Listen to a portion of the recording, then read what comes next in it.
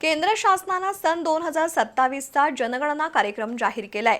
या निर्णयानुसार कोल्हापूर जिल्ह्यात 1 ते 15 मे या कालावधीत स्वयंगणना तर 16 मे पासून प्रत्यक्ष कर्मचारी अधिकाऱ्यांद्वारे जनगणनेला सुरुवात होणार आहे, अशी माहिती निवासी उपजिल्हाधिकारी गजानन गुरव यांनी आज पत्रकार परिषदेत दिली।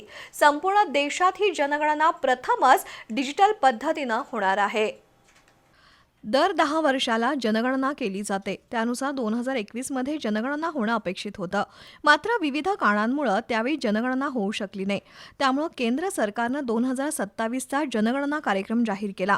या निर्णयानुसार कोल्हापूर जिल्ह्यात 1 ते 15 मे या कालावधीत स्वयंगणना तर 16 मे पासून प्रत्यक्ष कर्मचारी अधिकाऱ्यांद्वारे जनगणनेला सुरुवात होणार आहे, अशी माहिती निवासी उपजिल्हाधिकारी गजानन गुरव यांनी आज पत्रकार परिषदेत दिली।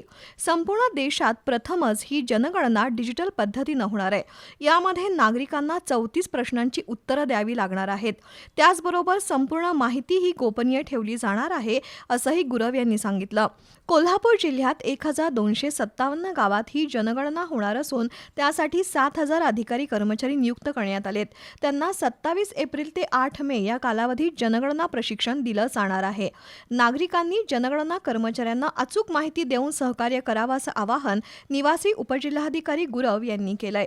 यावेळी तहसीलदार तेजस्विनी पाटील, नायब तहसीलदार नितीन धापसे पाटील, तुषार पाटील उपस्थित होते।